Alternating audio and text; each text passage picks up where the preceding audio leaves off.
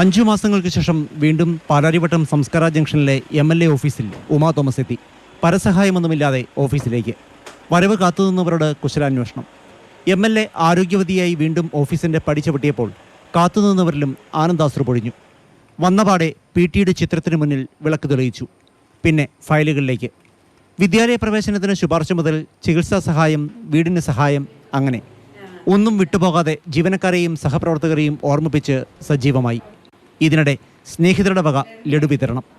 അതീവ ഗുരുതരാവസ്ഥയിൽ നിന്ന് MLA ഓഫീസിൽ തിരിച്ചെത്തിയതിൻ്റെ സന്തോഷത്തിന് തന്നെ കാത്തിരുന്നവർക്കും ആത്മവിശ്വാസം നൽകിയവർക്കും രക്ഷാകരം നീട്ടിയവർക്കുമെല്ലാം നന്ദി പറഞ്ഞ് വീണ്ടും തുടക്കം. ഡോക്ടർ പറഞ്ഞു വീടിനടുത്താണെങ്കിൽ ഞാൻ നടന്നു പോകാനുള്ള ദൂരമേ ഉള്ളൂ, അത്രയ്ക്ക് അടുത്താന്നൊക്കെ പറഞ്ഞിട്ട് ഇപ്പോൾ കുറച്ച് ദിവസം പോയിരുന്ന് നോക്കാൻ പറഞ്ഞിട്ടുണ്ട്. അങ്ങനെ ഒന്ന് ആരംഭിച്ച് നോക്കാമെന്ന് വിചാരിക്കുകയാണ്. നല്ല ശുഭാപ്തി വിശ്വാസമുണ്ട്, നല്ല റിക്കവറി ഉണ്ട്.